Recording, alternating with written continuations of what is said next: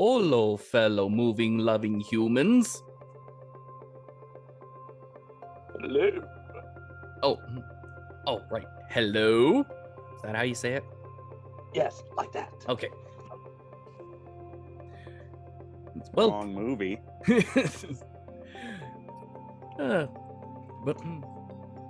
Yes. Hello, everyone. Welcome to the latest installment of the Nerdvana podcast. I am John Murphy, along with my co-host Ian Benoit, and returning because he demanded it, Tyler Tyson. I told him that we were going to talk about AVP, and he just went, "I got to be part of that." There's so much stuff to talk about AVP. Not just the film. Just as part of the franchise, as a crossover. Well, franchise crossover. You wouldn't even believe where it got a start. Like besides the comic books. Mm-hmm. Like it first got real life in the video games, 90s. Mm-hmm. I remember the nerd briefly going over the video game for the Atari Jaguar. Wow, what a piece of shit that was. Yeah. But like, it's like there's like a long history with AVP. Got comic books from just 1990, right after like Predator 2, which, let's be fair, Predator 2 is the reason everything happened. Actually, the comic came out before Predator 2. Or was it tied in with the Predator 2? No, it wasn't tied in. It was just an Easter egg nod. But yeah, anyway, yes. Alien vs. Predator, released in 2004, directed by Paul W.S. Anderson, is yes, I don't know much about him, but I know he apparently has quite a reputation in the film community.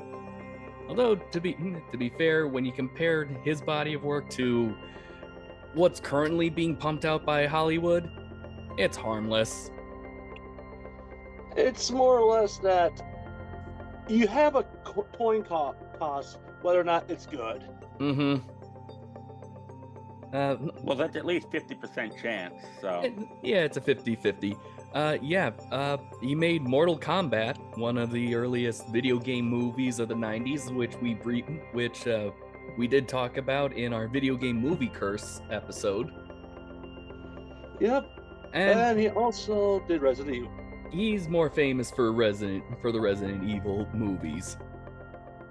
Yeah. But anyway. No, but you cannot discount Event Horizon. I think that might be too much for me. Yeah, that's honestly one of his better works. I don't know. I'm kind of liking Alien vs. Predator. But it's a good second one though. Yeah. But either way, yeah. Alien vs. Predator, it's actually based off a very famous line of comics that featured these two icons of sci-fi horror. And yes, has pretty much been in development hell by about the 90s, and only finally getting off the ground. What was the reason for development hell? Probably because they couldn't find a director, or I guess the studio execs weren't impressed with any of the pitches. Well, I understand why Freddy vs. Jason was in development hell. That was two different companies. Yeah. Like, this AVP is owned by Fox. Both. Yes. So here's the kind of thing. I guess initially it was supposed to be the fifth Alien movie. But we'll kind of get to that later, because there's some fascinating things. But just about this crossover, even just behind the scenes, that seems to affect the future of the Alien franchise. But again, yes. But again, we'll get to that later. what is so what so if you haven't seen Alien versus Predator, honestly, I think it's definitely worth a watch. It's pretty much about how some scientists investigate a strange heat source in one of the most isolated areas in the Antarctic, and only to find themselves caught in the middle of a war that initially just started out as a ritual between two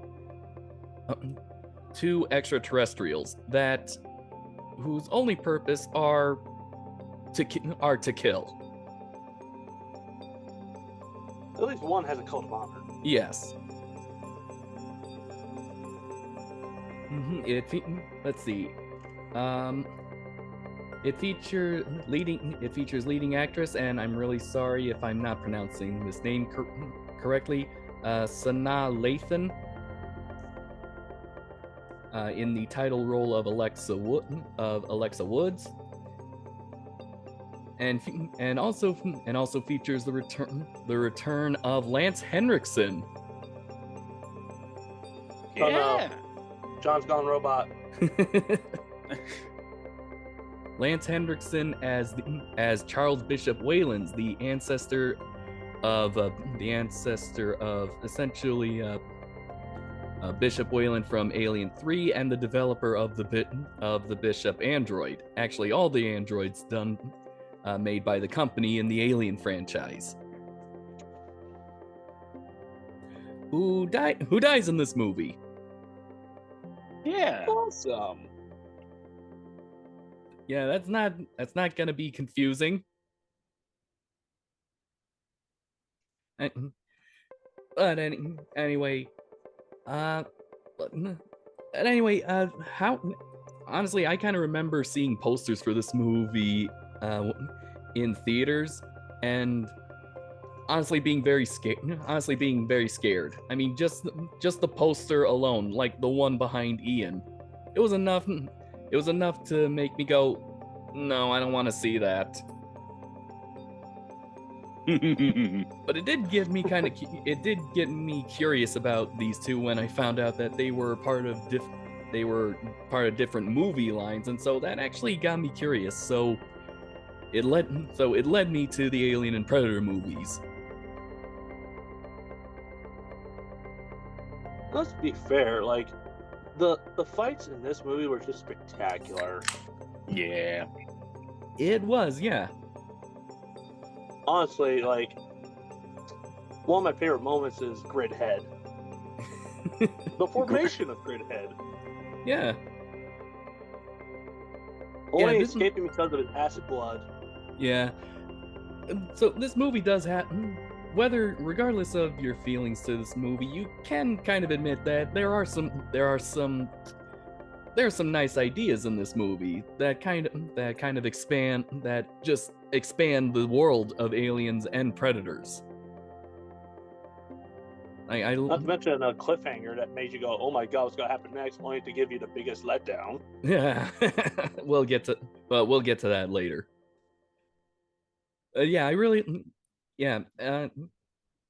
like the idea that there's finally an alien that's actually distinguishable. Right? Yeah. Like, they all look identical, so you can never know who's who. Well, you do know, like, the difference between, drones, runners, and I guess generals, the ones with the actual ridge heads, and of course the queen. Of course. There's definitely something about actually individual. There's something about seeking the individual among that crowd. Oh, he really does stand out, and I'm kind of glad for that. One of the interesting things was, like, they did a good job of portraying that the Predators are not invincible. Mm-hmm. One got too cocky. One xenomorph was able to kill off two.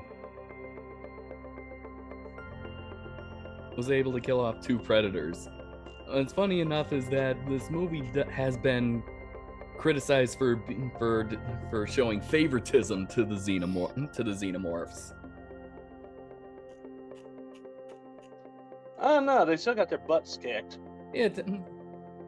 Yeah. Well, the director actually was more of a fan of the aliens, but at least there's kind of a reason why the xenomorphs seem to easily overpower predators. I mean, these are essentially novices. Yeah, Yeah. it's a rookie ritual. Mm-hmm.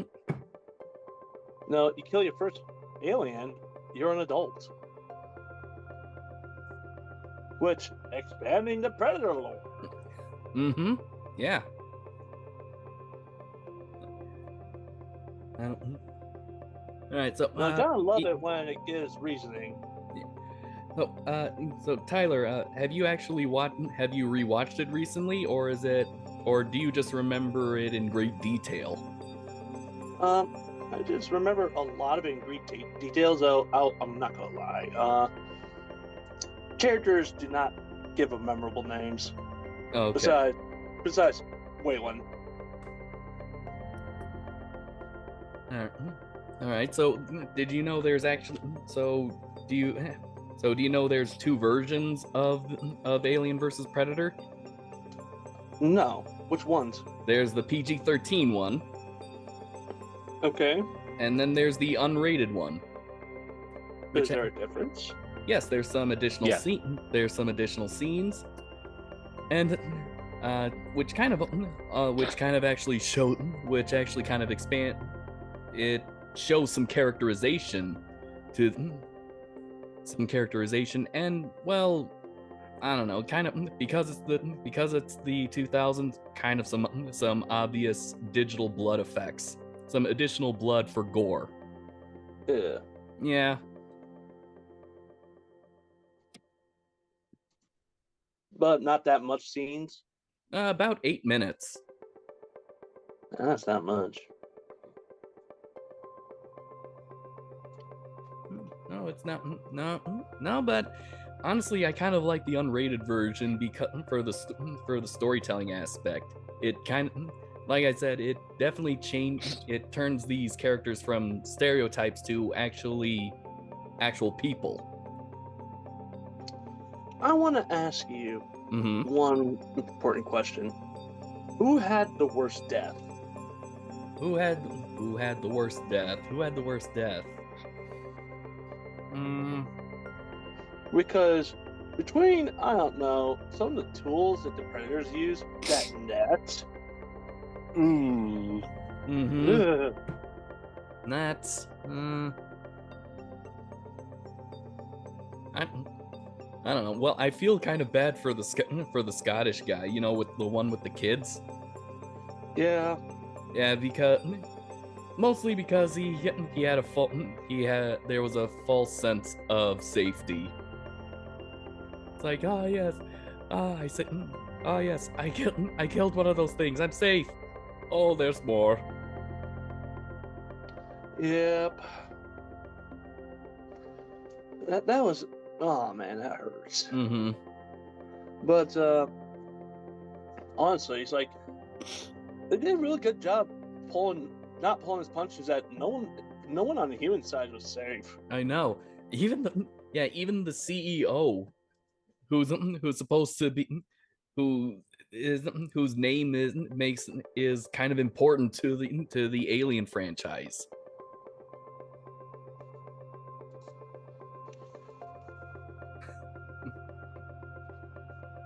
What? Okay, what? Ian, you've kind of been silent a little bit. I had a long day. You had quite a long day. Yeah, you told me you were bleeding. Oh, I'm sorry, bleeding. You were bleeding. Yeah, and it was also Memorial Day. Yep. And since everybody had off, they all came to the park. Of course. They came to the park. Did they see the Tyrannosaurus or the Brachiosaurus? No, they harassed me and crowded around me, and were stupid. Well, the Velociraptors. Dilophosaurus's? It would make my life much easier if we had those. It would take care of the problem. But this movie really, I heard about the reputation of AVP way back in high school when I was first getting into the Alien franchise. I heard about how bad AVP was, and then Prometheus came out.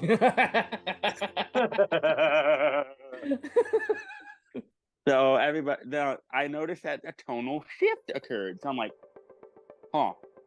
So around 2017, when Covenant came out, I started watching the Alien movies, and I immediately fell in love. If you've seen the reviews, you know that.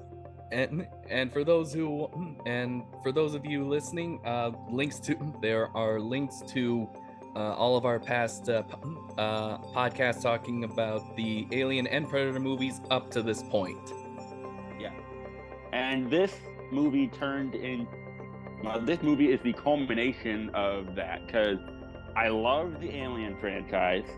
I still hold Alien Isolation as the best Alien story, bar the first two movies. So honestly, that's not hard to beat. No, that's not hard to beat. And I really enjoy the two Predator movies I've seen. I can't wait till we hit Prey. Yeah, the first two. I can't wait till we watch Prey. But this movie is, despite its reputation, it's still really enjoyable, as long as you don't take it super seriously. Yeah, honestly, I kind of put this movie as I would categorize this as a cult movie. Yeah, definitely. Because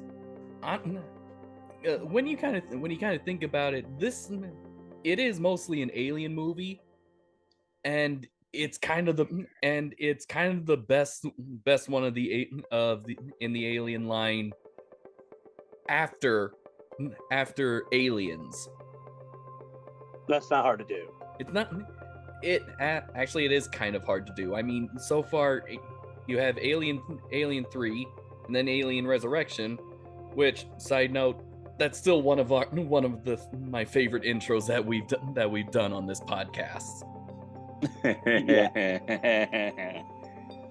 And then you have Alien versus Predator, which honestly, I think in terms of the Alien movies, prior, this kind of holds up to them. Honestly, it does. In a way of, it kind of gives off that actual classic horror movie vibe of, yeah, you're not on a spaceship, but you're in an isolated Arctic. No, underground. Huh? Underground. So there's a bit of claustrophobic there. Yeah. And it is pretty unlike Requiem, we can see everything. Hold your horses on there. Requiem. We'll get there. Yes, we will. But it's not as bleak as number 3, and not as over the top silly as Resurrection. Grenade bowling. Yeah. Oh God. But there still are some flaws in there. It still has some flaws, but honestly, story-wise, tone, this is pretty good in terms of Aliens, and even this when it comes to the Aliens. I mean, hell, you have Alexa Woods, who franchise-wise, production-wise, is I consider a very good spiritual successor to Ellen Ripley. She survived not only xenomorphs but predators. Mm-hmm. Like, damn. Yeah, And she ended up teaming up with one of the predators. And ended up earning the mark of the blooded. Yep.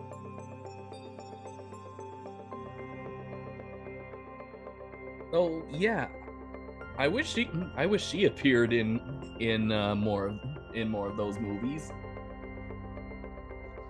I always wonder what happened to her after the movie. Did she even have a ride off the Arctic? Yeah, I think there was still a vehicle nearby where she was standing after the aliens, the predators, I mean, flew off. Plus, there should still be some people on the ship. Yeah. How's she gonna explain that one? I don't think she would, because what do you say to that? How do you explain that to people? Right? Well, I'm sure they would have heard the overall collapse and ensuing explosion.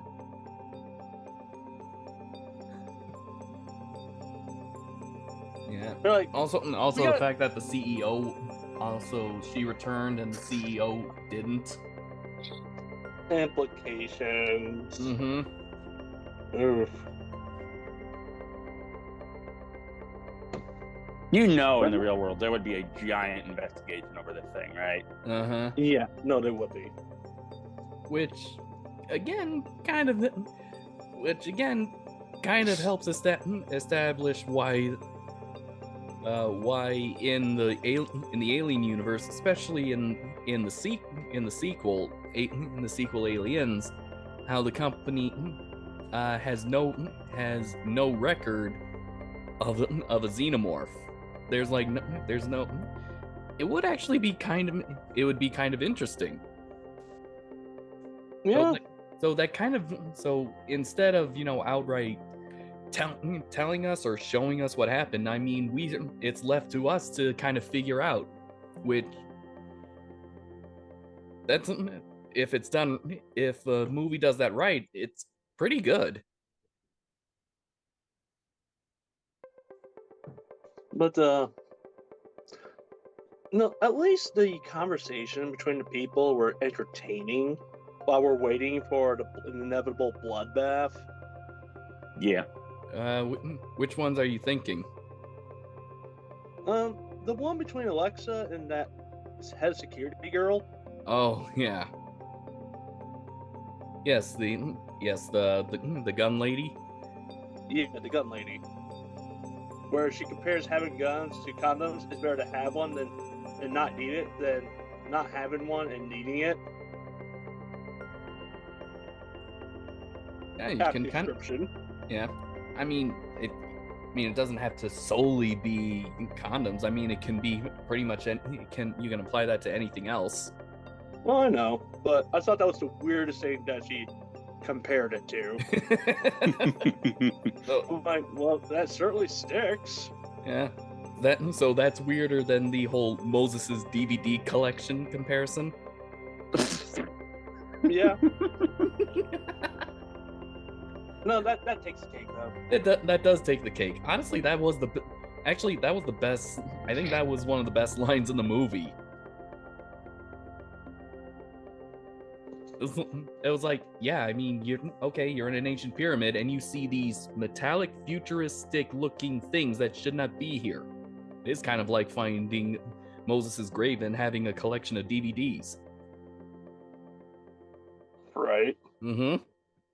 What do you think would be on his DVDs? All the times he smoked the bush. And his conversations with God while high. Probably some National Lampoon movies. Probably. Hopefully Alien. Alien in the ancient times. Oh no, wait. He would probably have Ben-Hur. Ah, yes. That's a And the Ten throwback. Commandments. And Cleopatra. Yep. Yeah.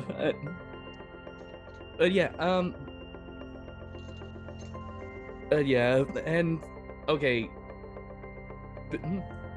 Bishop Charles Bishop Weyland, who's funding the expedition.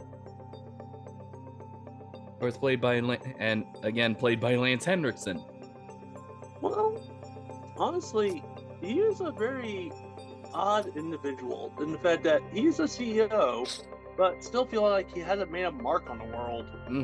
I think what's Oh, go ahead. No, go on. I was gonna say what's kind of interesting is that he's a CEO, but he doesn't act like what we think is a CEO. Yeah. He's kind of an odd one. He's kind of odd. He's honestly kind of a decent guy. Yeah. Just try and picture like whoever's running Weyland-Yutani has to be complete utter dicks compared to this guy. Definitely. Including his descendants. I mean, perfect example of the real world. Sam Walton and his sons. Oh yeah. The ones that created Walmart. Which eventually bought out Weyland-Yutani. Yeah. Wait, what? Yeah. Wait, was that? In Resurrection, Weyland-Yutani was bought out by Walmart. Oh yeah, that's right. Forgot about that. Walmart's up to no good.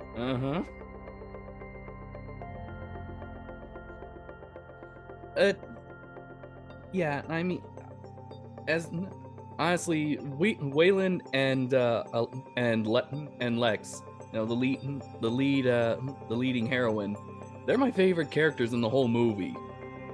They actually have a lot. Yeah. There's a lot of personality to them. There's a very nice interaction between them when it comes to when she discovers that Wayland uses an inhaler because his lungs aren't so good. That's one hell of an inhaler. I know, right? Best money you can buy, I suppose.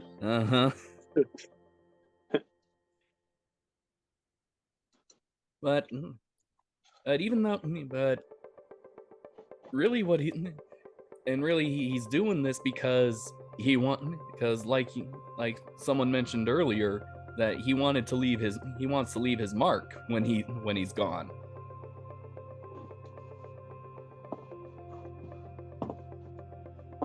Any other memorable characters besides Wayland and Alexa?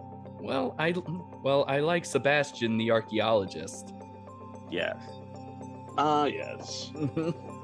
I think okay, so yeah, we're introduced to him from an archaeological dig in Mexico, and apparently they're trying to find I don't know the tomb of one of the emperors over there, and he ends up finding a Pepsi bottle cap. That's honestly funny. It is funny. And honestly relatable because I've done some archaeological work. Yeah. I'm just kind of wondering how did a bottle cap get there at that spot? Besides littering. Airplanes. Oh, they dropped them from the airplanes like drug lords did with their cocaine. Well, Coke used to have cocaine in it, so maybe. Probably. Yeah, but this was Pepsi. You don't know what Pepsi's been up to. I don't know. Or maybe the ancients really did have a brew that was strangely like Pepsi, and they bottled it. I mean, I'm pretty sure maybe they harness the power of cola nuts. But For some reason, that just brings up colonoscopy, and I don't. yeah, don't need that. Okay. All right. So, the reason why I liked him is because in the unrated version, there's a special interaction with between him and his camera guy, where the check that they received, to fund their dig, cameraman says that the check has been cleared, and Sebastian goes, all right, we'll hear what he has to say, we'll politely decline, and then it's off to Mexico. And then comes the greatest discovery of our time. Yeah, the greatest discovery. Yes, the greatest discovery, as implausible as it is. Yep. Poor Sebastian. You should have denied it. Should have denied it, but the possibility of a greatest discovery was too great, and honestly, that makes him more human. It doesn't make him a stereotype, as some critics or some reviewers have stated when it comes to the theatrical version. Also, it is kind of funny that he still keeps the bottle cap as a good luck charm. Right? I love that. Gives him more, 3 dimensions. Yeah, it's subtle enough that it's not in your face characterization, but those tiny little hints of character underlying what you're seeing, that's how you do characterization really well.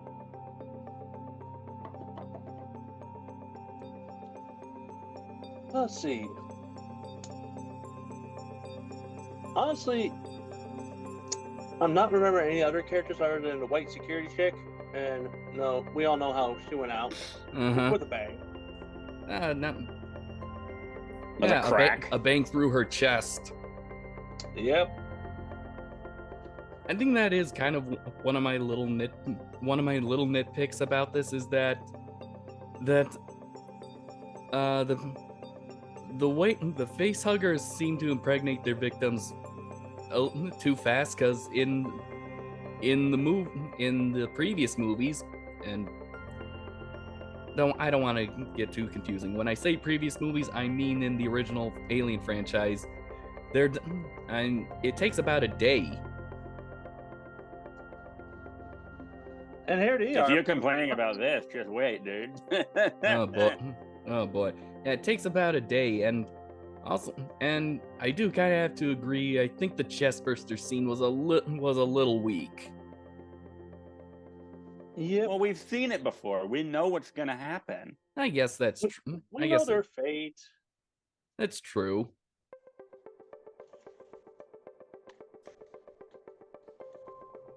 I mean, everybody knows that at this point. It was lampooned in Spaceballs. So, before the face huggers come out of eggs, what room was this again? The ritual room. The sacrificial chamber.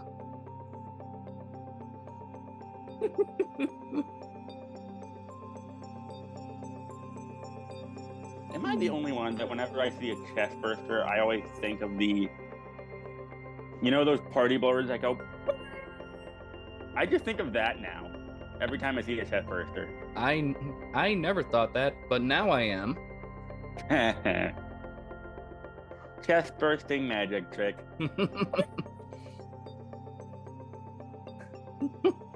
Or like those party blowers, that curl up. Yeah, that's what I'm referring to. Oh, those. Okay. Yeah. I thought you meant like the party poppers, the one that goes bang when you pull a string. No, that's when a xenomorph tail goes stabbing through you. Oh yeah. Like it did the Predator. Or Bishop in Aliens. Yeah. I wish we saw more of that. I mean, they've got this big tail, and we saw some of it, but I feel like they could do more with their tail. Well, I think they were still they still relied on on the puppet for the queen, but what I do know is that it was honestly according to IMDb, it was the most sophisticated animatronic ever built at that time, even having twice as many joints as the T-Rex from Jurassic Park. Damn. Mm-hmm. I want your guys' thoughts on the sets of that archaeological dig. What do you think of the interior? The interior of the pyramid? Yeah. I thought it was pretty good. It's different, but definitely gives that claustrophobia feeling like from the original Alien movies. Mm-hmm. Or did it just feel too like, Brendan Fraser mummy? Honestly, I did not think of that. Okay. I have not seen that movie, so I couldn't draw that comparison. All I know is like it was probably the most unique architecture I've seen for a pyramid. Mm-hmm. And the walls move. The walls are closing in, literally. Yeah.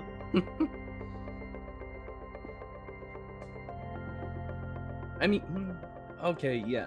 What did you guys think about the cinematography? Honestly, there's just a lot. There's some beautiful imagery for in this movie. There are some shots that really stand out. Yeah, there's a lot of things that stand out. It was really cool, honestly. I think my favorite shot is when they're walking through the abandoned whaling station, and it's just illuminated by the glow of the emergency flare. I love that I like that overhead shot, like one of the earlier overhead shots where they're exploring it.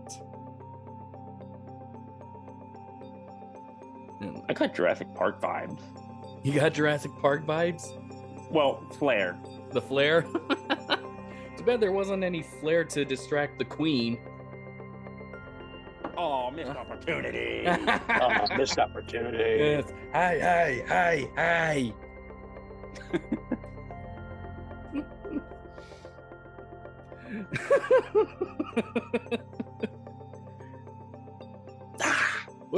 Okay, so you know what I'm kind of realizing? For the predators, they seem to only seem to thrive in hot environments. I mean, they're more active in those. So it's kind of weird to have this place set in Antarctica, one of the coldest places in the world. Honestly, I hope there's actually an expansion on that, because maybe they're not used to the cold. First Predator movie takes place in a freaking jungle in South Africa, or not South America. Mm-hmm. Second movie takes place in a heat wave in LA. Uh-huh. And freaking, I don't know, I never seen The Predator, but I know that predators, on a unique planet that's very jungle-like. Mm-hmm.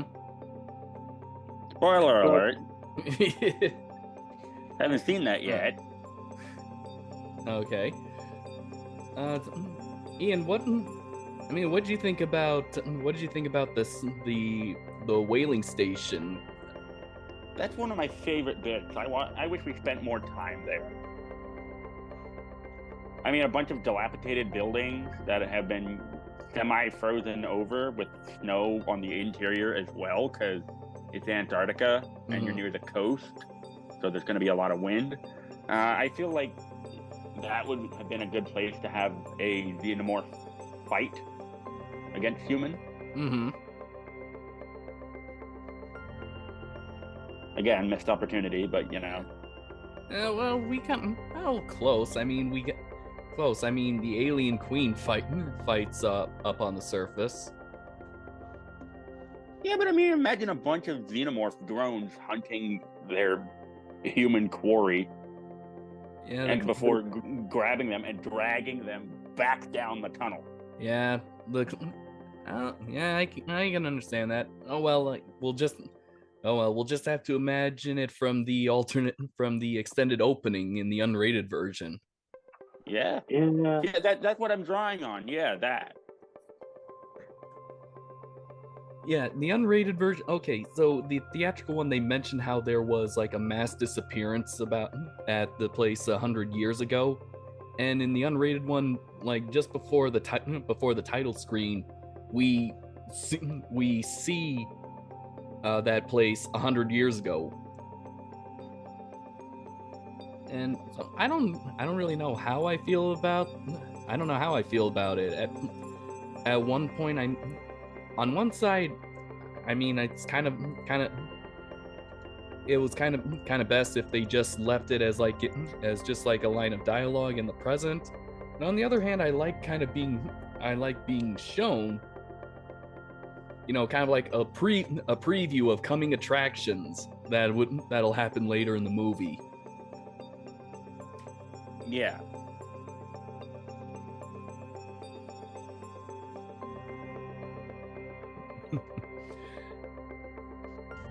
Sorry, looking at the Wikipedia page. Looking at the Go to Wikipedia. Right. So, special effects, John. How did they hold up? Well, pretty well, yes, because it is mid 2000s, so computer generated imagery wasn't at the level it is at now. But I think the good thing is that it's not all CGI. I mean, there's a good use of practical effects. Oh yeah. Which I'm pretty sure. That's the type of method that I love. I love mixing practical with digital effects. I'm pretty sure the face huggers were pulled by strings. Mm-hmm. And I love practical effects. You said that the Queen was an animatronic? Yes. Oh man, I wish I could have seen that, like the size of that thing. Oh yeah. Uh-huh. Yeah, it's when it's running, that's when it's a digital effect. And you can kind of see it. You can like see the digitalness. I don't really quite know how to explain it. Uncanny Valley. Yeah. Xenomorph. They're already uncanny. No, it's uncanny with the eyes on the surface. What eye? No. I'm talking about the human eye to see the texture of what's in front of them. I know, I'm giving you shit. Yeah. All right. What's everyone's favorite part from this movie? Ooh. That's a toughie. Then, well, my favorite part is all right, then I guess I'll start out. My favorite part is when Weyland gets killed from the Predator.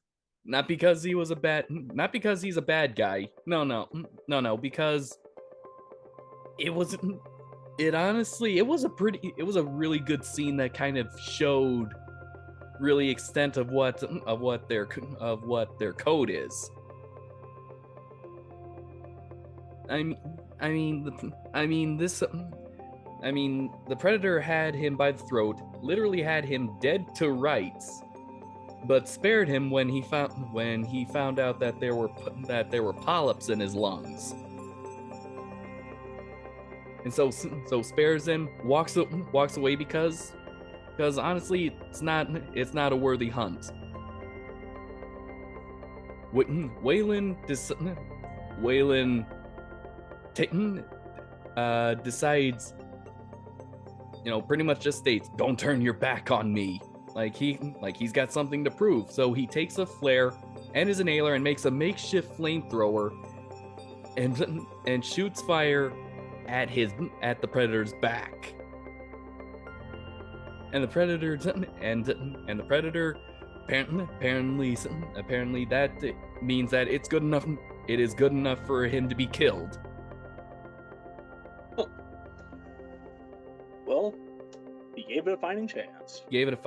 Not only that, but I don't know if it was because it was a fighting chance. I think it was because the predator was essentially insulted. I mean, he spared someone who was sick, and the person who he showed mercy to just literally stabbed him in the back. Okay, not literally, metaphorically stabbed him in the back. Spat on it. Yes.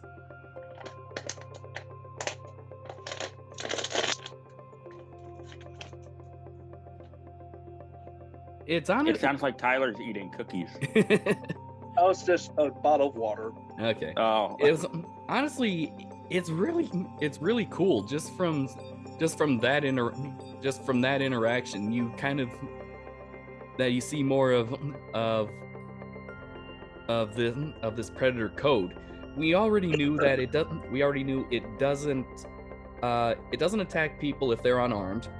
It doesn't. It'll spare people if especially females if they're pregnant. Predator 2, of course. And in this movie, we find out it'll also spare the sick. Mm-hmm. However, if you reject its mercy, all bets are off. Honestly, I like that. I love that little bit of expansion lore. I love that little bit of world building just in that interaction. I do have to wonder if that's just based on the individual. Who knows? Because there's some. I remember reading that the Predator in the first Predator movie was not obeying traditional Predator laws, kind of like what you mentioned. I forgot what it was, but I forgot what rules it was breaking, like, boldly. Okay. The sick or the injured? I would have to look it up, but apparently it's like a rogue kind of predator.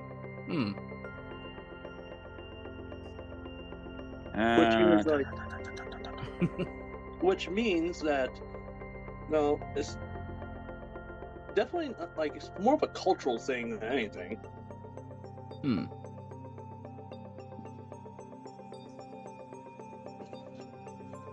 Hold on, let me pull up Google. I'm looking it up, dude. I'm trying to find what you. Here we go. Bad Bloods, Outcasts, recognizing honor in others, consequences of breaking the code.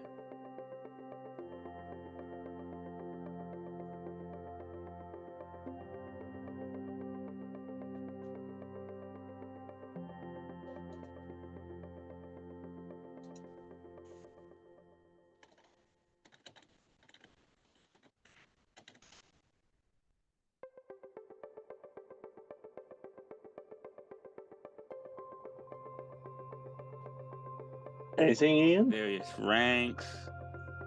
I'm not seeing anything from, the movie Predator. Let me take a look at the wiki. The Xenopedia? Yeah, the Xenopedia. Jungle Hunter. Blooded, presumably. Affiliation, Jungle Hunter Clan. Renegade Predator. Oh. There we go. And there you go. This is widely known as Predator.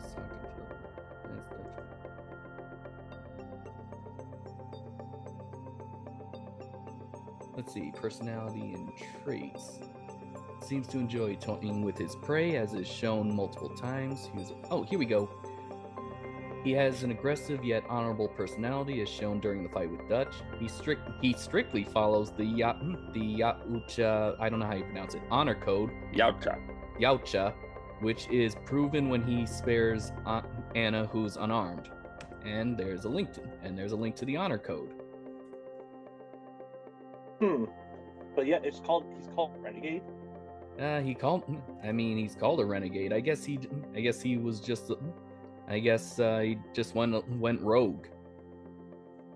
Here we go. Let's see. Code violations. Those who break the code are bad bloods and are considered an insult. Hunting intelligent species, hunting worthy game, equalize the odds, failing in the hunt, claiming the kill of another hunter. Show mercy. Those that defeated you in a fair hunt or who are the victors in a deadlier hunt should be considered an equal and must be shown respect. Oh, here we go. Never harm the innocent. Those who have done no harm should have no harm done to them. It can be inferred that this rule must pertain only to harming other Yaucha in their society, since they hunt and kill members of many species one would call innocent. It can also be inferred that bad blood predators would ignore this rule either in part or in whole. Let's see, wounded game. Oh, here we go. When coming upon game wounded by another hunter and the prey is dying without sport, show honor to another's kill. If the game still shows sport, it is to be a joint trophy. Okay, that sort of explains it. Yeah. Wasn't really from another hunt, but Weyland essentially was wounded or injured, was pretty much dying. But I guess that little flamethrower attack showed that he still showed sport. Yep. Wow, we get back to that. Mm-hmm. What a way to look around. Yep. Yeah. But no, Predator Society is actually fascinating. Absolutely. Yeah, and honestly, it's through this that kind of if there actually was a battle, I would side with the Predators. Yeah. Xenomorph knows no fear. Don't have no honor. Unclouded by conscience. Yes.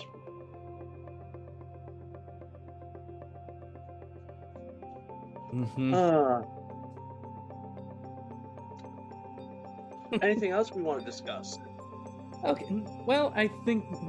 Well, there are a couple things, like, so especially when it comes to this movie's place in canon,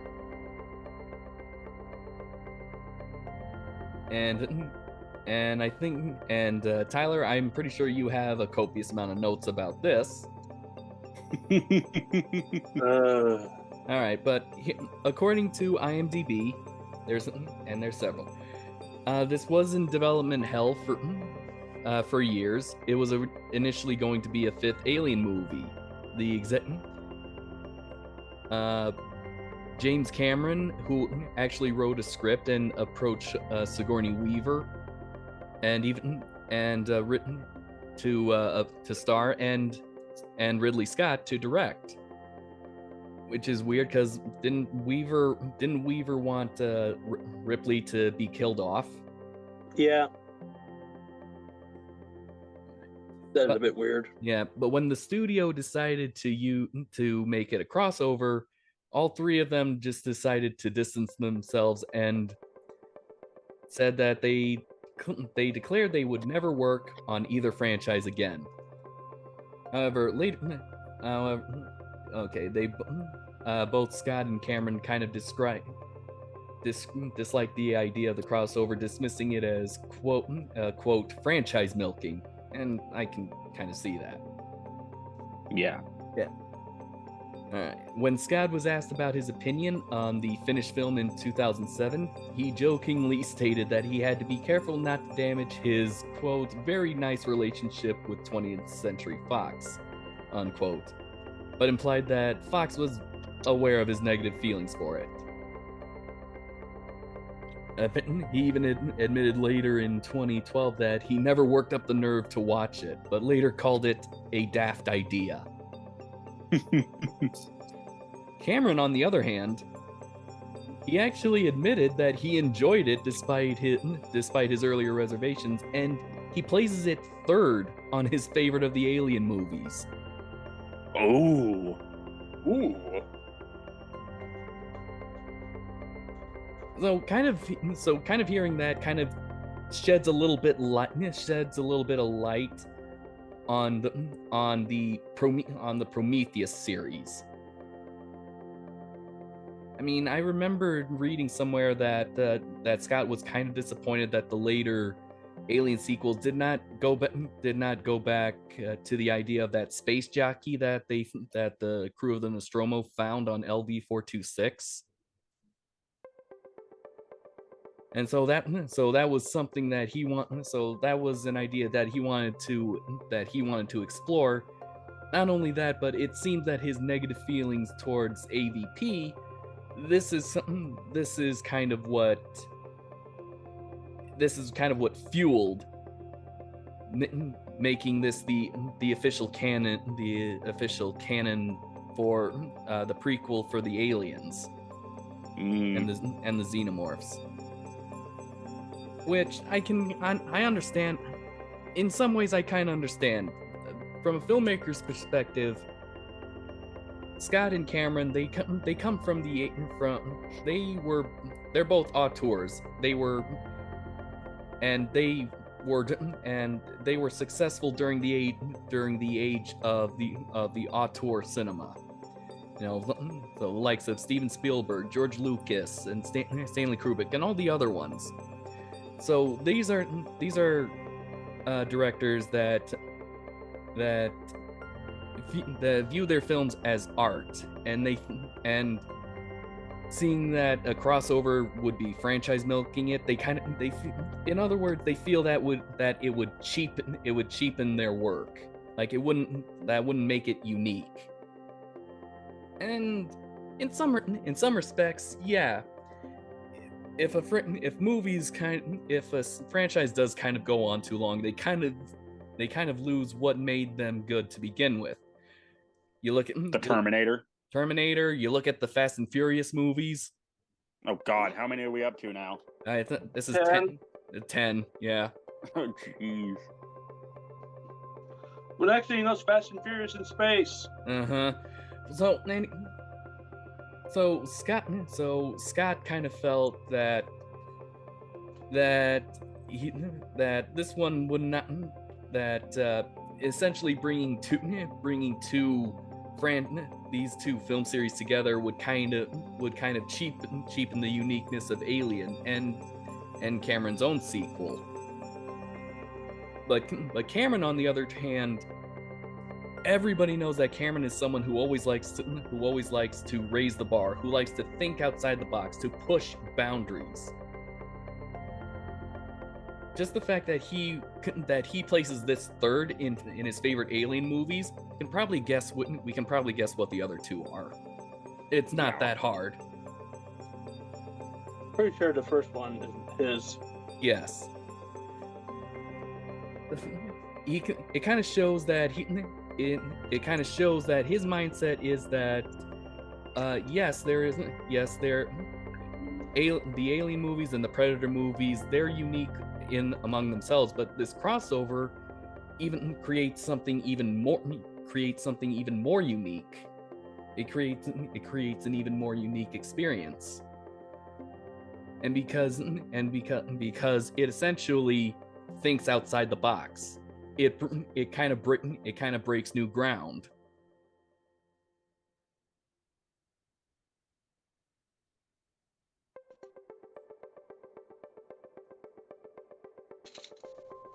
It's kind of a shame that he wasn't the one that took over the Alien franchise. Yeah.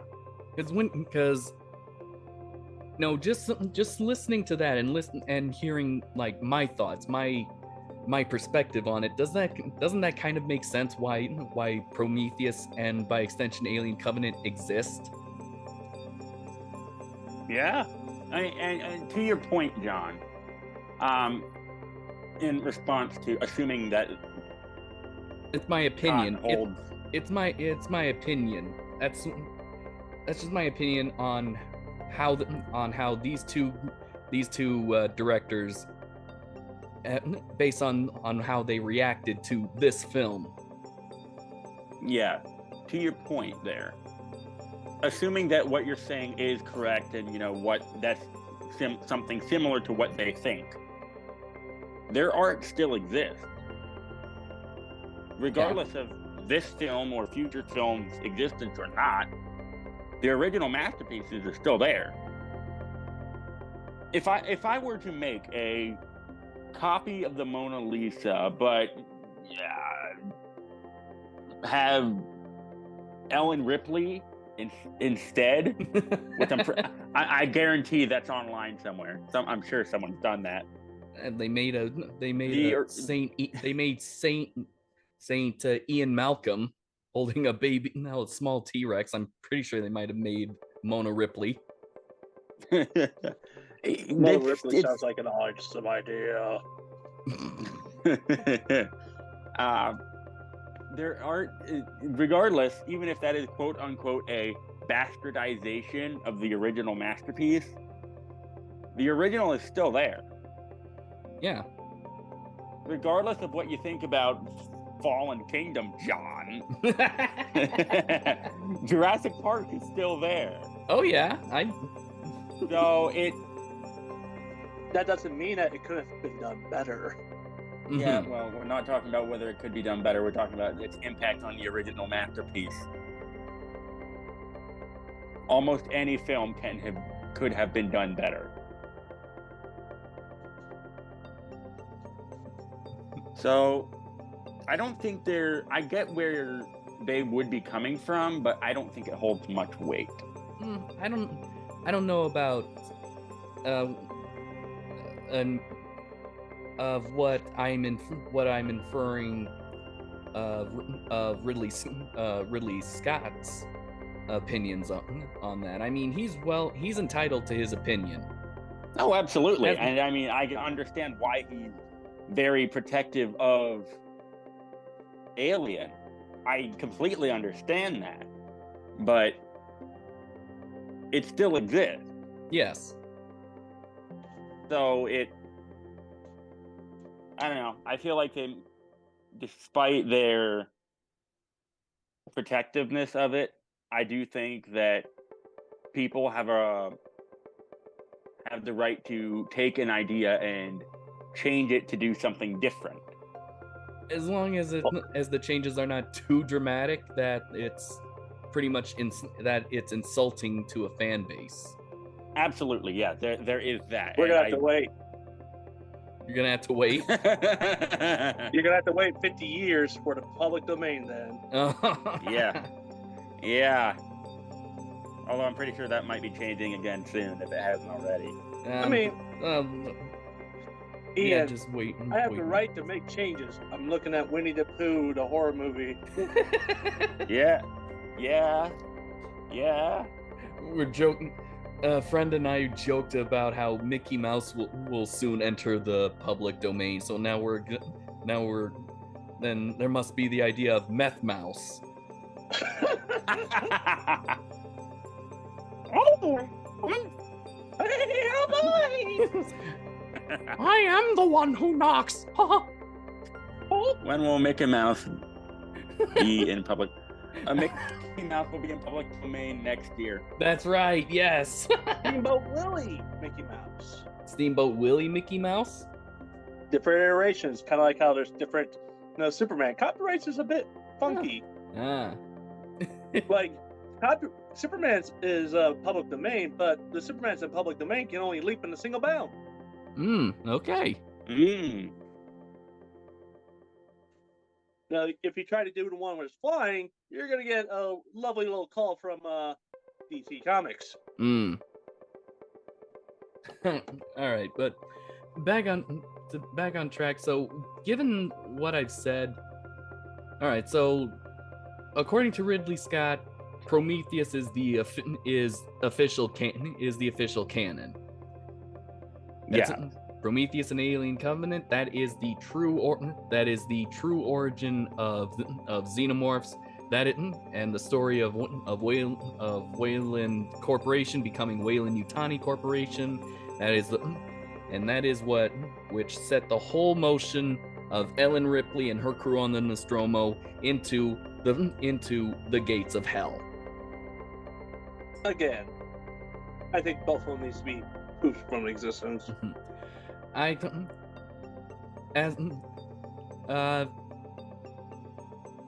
Despite that, I have to respectfully disagree. I have to respectfully disagree with Sir Scott. Yeah. As much as I like, go ahead, John. Because honestly, yes, okay. Just because you're the creator does not mean that you should be the final word of God.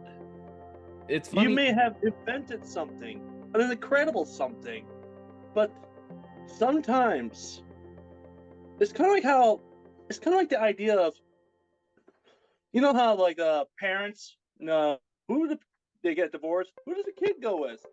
You go with the mom. She gave birth. Sometimes that's not a good idea. Yeah. If I put money into a Coke machine and it gives me a Coke, is it still the machine's? By that logic, John, we should all own aliens. Because how much money have we all put into this franchise? No, it just reminded me of something I saw. But regardless, a property gets better with new ideas from multiple people, not just the original creator. In fact, it was multiple ideas that created Alien. Here's the thing, Tyler, that you said Scott created Alien. He was only part of it. He created the visual scope of Alien. Yeah, he was didn't the create director. the monster. That was inspired by H.V. Geiger. He didn't create the story, which was done by Dan O'Bannon and I forget the other guy's name. Shusett. Ronald Shusett. There we go. They're kind of the real pillars that Alien is built on. Yeah. From the idea of a parasite, being born inside of a host body. But then you go to James Cameron, who brought something new to the table. Mm-hmm. Yeah. A completely different person. And then there's David Fincher, who added the idea of the xenomorph taking the genetic code of their host. Even though he wants to be vastly removed from that movie. Yes, and I understand, and that's because of studio interference. Mm-hmm. Or executive interference or something. Respectfully, yeah. Mm-hmm. Yeah. And so, honestly, the idea will evolve because it touches so many people that they're going to try to implement ideas that could make it better. Mm-hmm.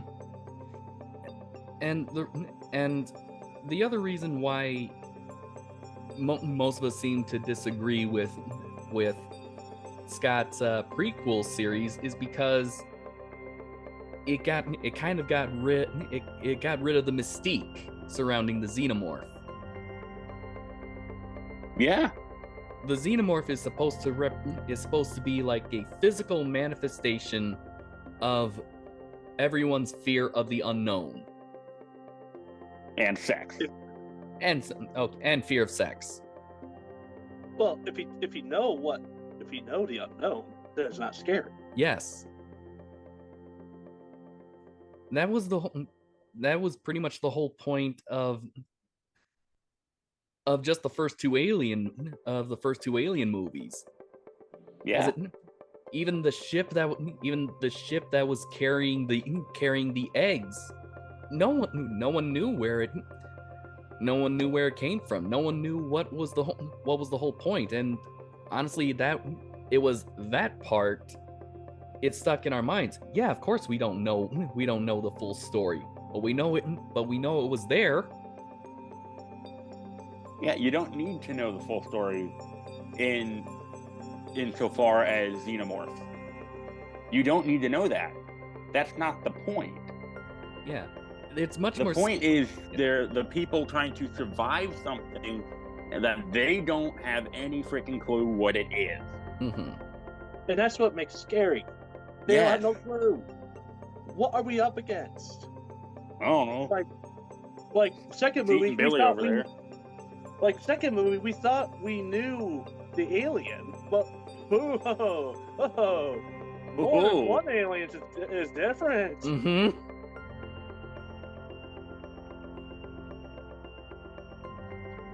But we're off track on AVP here. I don't know. It feels a little bit on track. I mean, to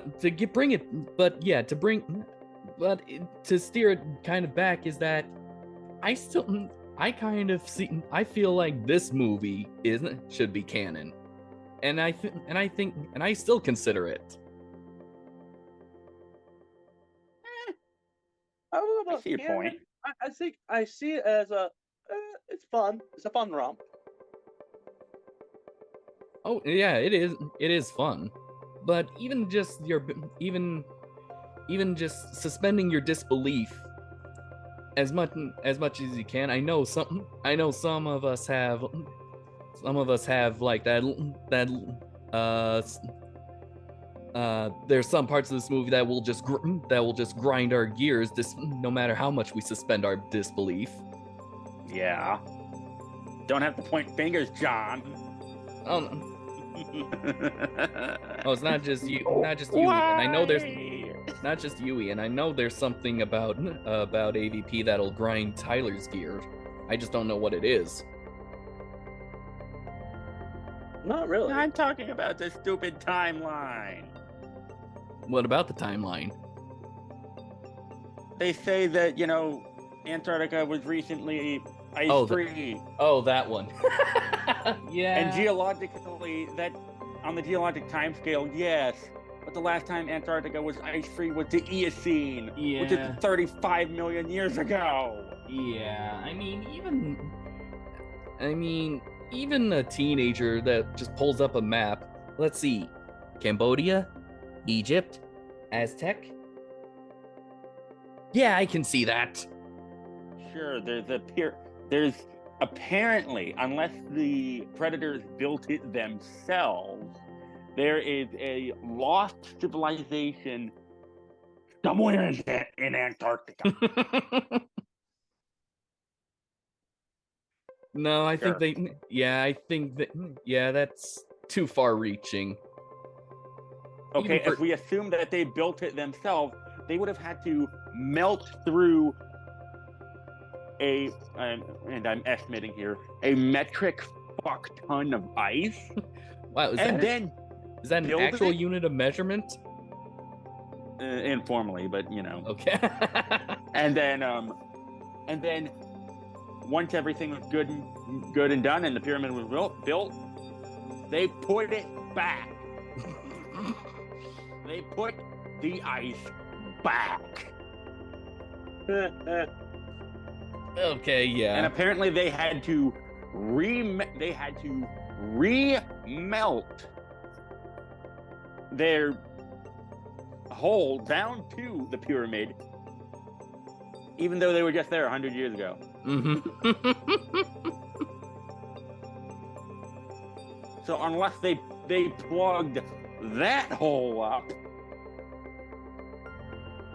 Okay. That's got to be my biggest gripe.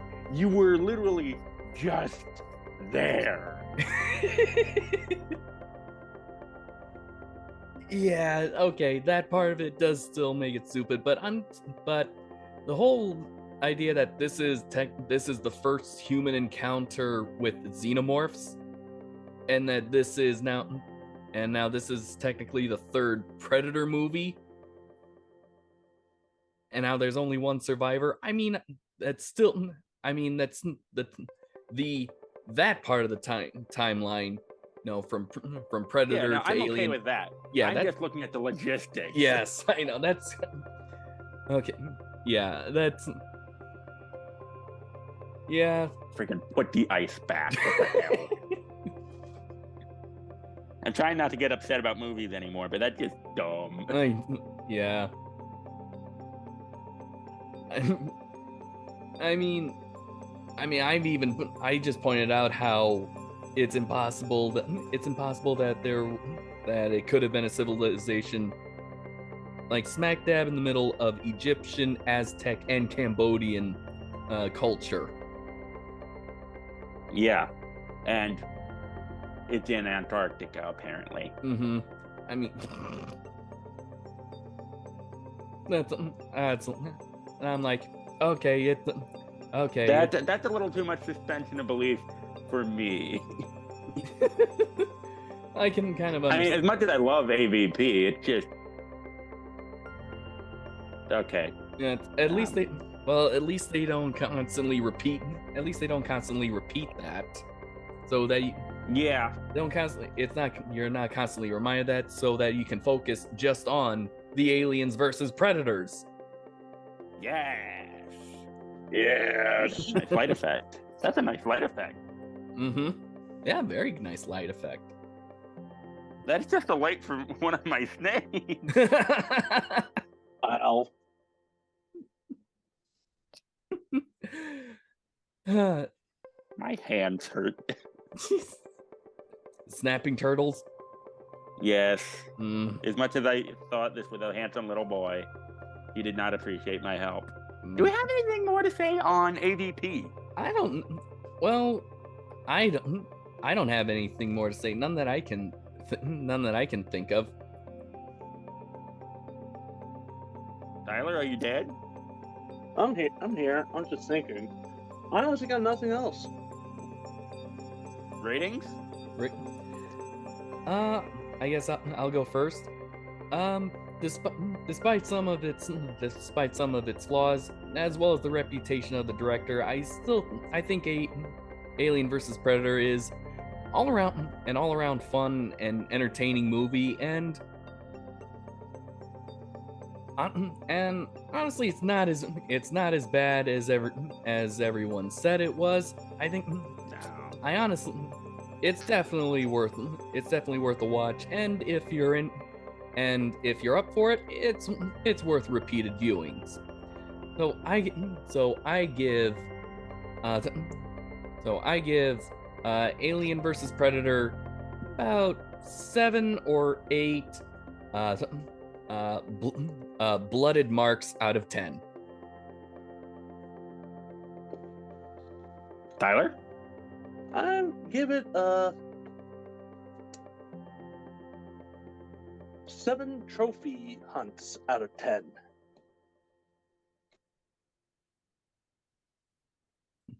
And despite the hate I heard about this movie getting, watching it for myself, it's a fun romp. I mean, if you don't take it too seriously, it's fun. The characters, especially in the unrated version, are really good and a wonderful successor to Ellen Ripley. I have to agree with you both. I gotta give it 7 grid marks in an alien skull out of 10.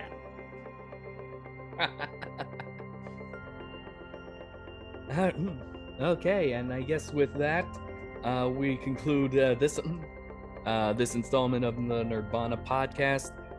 Do join us again next time. Ian, do you really think we should do something dinosaur themed for next month?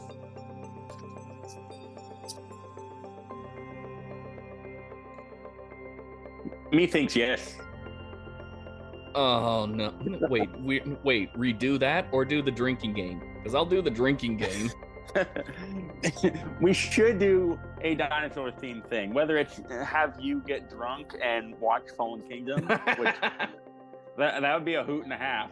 I don't know. We should do something dinosaur related for next month because it is the 30th anniversary of one of the greatest films of all time. The Land Before Time. I think that's over 30 years old, dude. I'm giving you crap. I know you. I know. What, I give it to Tyler, and now you got to give it to me? Uh-huh. Tyler, give him shit. I give him shit on the daily. He does. No, I've got a couple ideas. We could drag in my expertise of reptiles, because dinosaurs have been in film for over 100 years now. Mm-hmm. So, Slurposaurus? You can probably do the Slurposaurus. Yeah, there's a whole TV trope page based on that's dedicated to that. Yeah, I'm gonna have to do a shit ton of research, but... And I'll do what I normally do, not a lot of research. Well, that's what I normally do. But since we're doing my field of expertise, I kind of have to. Uh-huh. My reputation is on the line. What am I kidding? This isn't my reputation. My reputation's 5 miles away. But yeah, Tyler, if you want to join us and talk about the history of dinosaurs in film, you're welcome to. Or to get drunk with me watching Fallen Kingdom. We still haven't decided yet. I think we got to do Slurposaurs. I can't have you two getting drunk on here. Not yet, at least. I will have to think on that. Okay. Do you at least want to join us for Requiem? Requiem. Yeah. Uh-huh. I got a bone to pick with Requiem. Oh boy. Okay. Well, we'll keep you in mind when we do that. But at the very least, it'll be me and John. Yeah, but I don't know. I kind of think we have to, maybe after doing the next one, we follow with Requiem. Just rip that Band-Aid off, like right now. Do a recording next month. I don't know. It depends what we got going on, but we'll figure it out. Yeah, we'll figure it out. And anyway, the viewers will find out when we post those videos. Yes, they will. But with that, just to wrap this up, do at least give this movie one viewing. That's all we ask for. Yeah, it's not terrible. We've seen terrible on this show before. I've seen terrible off this show. And so have I, and I've seen stupid off this show, but The whole world is crazy. Yes, people are stupid. And that's including the 3 on here, right here. Yeah, we're crazy and we're stupid. A deadly combination. Only on Mondays. On Mondays, yeah. Oh yeah, on Mondays, yeah. I mean, good God, you gotta have something to do on Mondays. Oh wait, it's Monday. It is Monday. At the time of recording this. Yes, at the time of recording. Anyway, yeah. Thank you again for this random bit of ADHD conversation. For staying very long. It's the reason we try to have a format here, because if we didn't, we'd just go on and on and on. Mm-hmm. I don't know. Maybe we should do that. Just just throw things at the wall, see what sticks. Well, that's gonna be our Karen and work stories. Oh yeah. Our Karen or our customer hostage. Our customer phone calls. Ugh, boy. Oof. I sense a story. Yep. Anyway. But we'll get to that at some point as well. Yeah, anyway, thank you, viewers, for joining us for this long, and have a great rest of your days. This is John Murphy. Ian Benoit. Tyler Tyson. Signing off.